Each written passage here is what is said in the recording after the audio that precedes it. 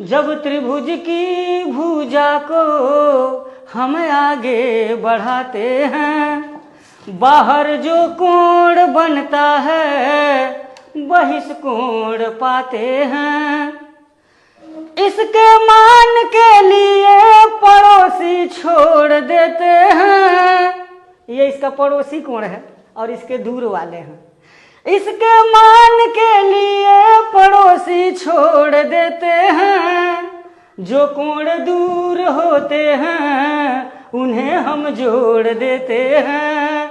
जो कोण दूर होते हैं उन्हें हम जोड़ देते हैं। कोई बात अगर कहा जाए, सीधे अगर कह दिया जाए तो उतना प्रभावी नहीं होता जी, लेकिन उसको अगर कविता के माध्यम से या संगीत के माध्यम से बता दिया जाता है का ध्यानाकर्षण हो जाता है जी। और जिस मुद्दे पर, जिस टॉपिक पर ध्यानाकर्षित हो जाते हैं वो उनको समझ में आ जाता है। तो यहाँ एक त्रिभुज का बहिष्कोण है, ज्योमेट्री का एक टॉपिक है। ये त्रिभुज ABC है और इसकी भुजा को अगर हम आगे बढ़ा देते हैं, कोई भी भुजा, तो यहाँ बाहर जो कोण बनता है इसी को बहिष्कोण कहा जाता है, exterior angle of A triangle. इसके पास में जो कोण बनता है इसको छोड़ करके यह कोण और ये कोण, इन दोनों कोणों को जोड़ देते हैं तो बहिष्कोण आ जाता है। अगर सिद्ध करना चाहें तो मैं सिद्ध, अगर मान लीजिए यहाँ पर मैं नाम रख दूं angle 1, angle 2, angle 3 and angle 4, तो कोण 1 धन कोण 2 बराबर हो जाएगा 180 अंश, समीकरण नंबर 1। और ये भी हम जानते हैं कि किसी त्रिभुज के तीनों अंतः कोणों का योगफल 180 अंश होता है।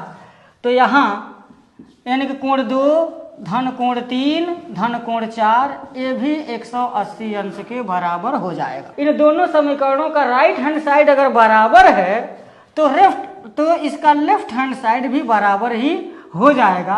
अर्थात कोण 1 धन कोण 2 बराबर कोण 2 धन कोण 3 धन कोण 4, और कोण 2 से कोण 2 कैंसिल होगा तो कोण 1 बराबर कोण 3 धन कोण 4 हो जाएगा। ये जो बहिष्कोण आया है उसकी जो वैल्यू होगी वो त्रिभुज के इस कोण को छोड़ करके ये जो दूर वाले जो कोण हैं उन्हीं को हम जोड़ देंगे तो मान निकल जाएगा। थोड़ा सा इसमें गुनगुनाऊंगा।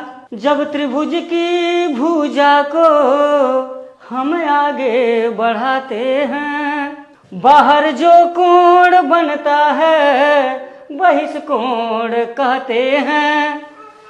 इसके मान के लिए पड़ोसी छोड़ देते हैं।